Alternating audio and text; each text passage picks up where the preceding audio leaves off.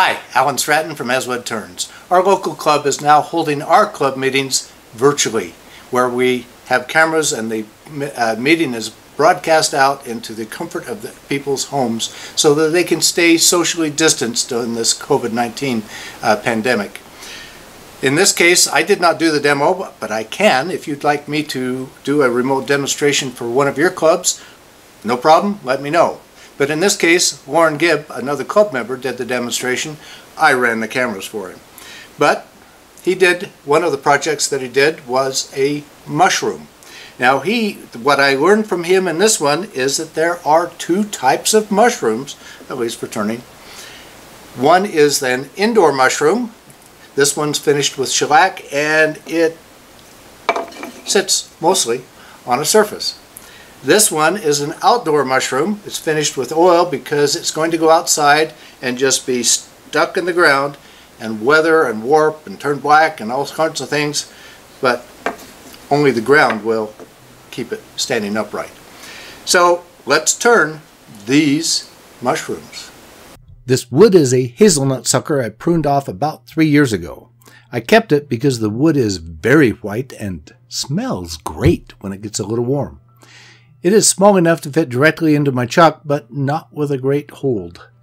The live center is doing most of the work to stabilize the wood, but this is temporary and only good enough for me to cut a tenon on the end.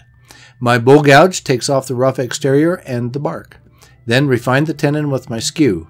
The skew is great to give me a square end and a good tenon.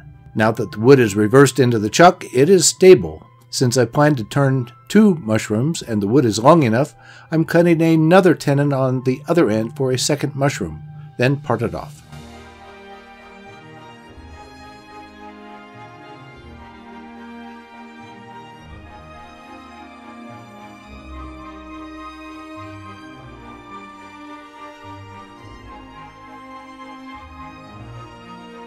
Now that the wood is sized and secure, I can actually start turning the mushroom. I'm starting with the mushroom cap. This will be a natural bark edge. The bark is tight and secure, so my job is mostly not to mess it up. Starting a cut is always from the bark end and with the gouge vertical and well controlled.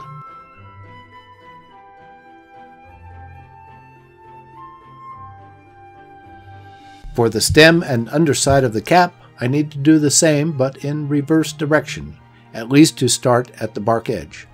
I have switched to a spindle gouge. As the stem forms, I also want to undercut the cap a little bit. I am careful to never cut from the stem up to the bark edge. Doing so would guarantee the bark would splinter off or crack off. A mushroom is very forgiving since no one has ever defined the perfect mushroom. All sorts of variations occur in nature.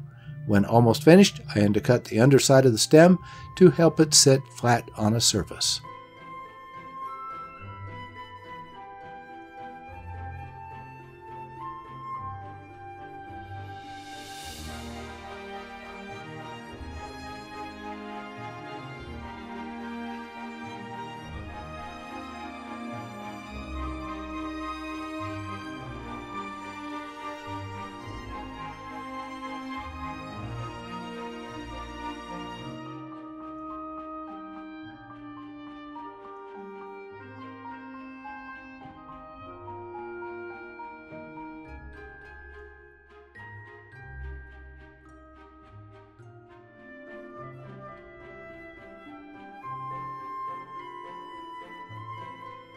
After sanding, I'm applying shellac to this mushroom and walnut oil to the outdoor mushroom.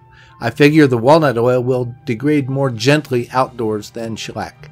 Then finish parting off by continuing the undercut at the stem. Mushrooms are a nice, quick project adaptable to any type of wood. This wood is dry, but I would consider wet wood for an outdoor mushroom. A bark edge is nice, but not required. Practically anything goes.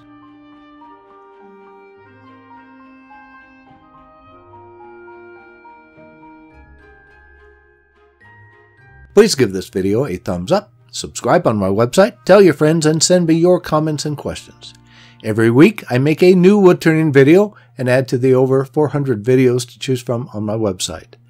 Please wear your full face shield anytime the lathe is running. Until next week's video, this is Alan Stratton from As Wood Turns.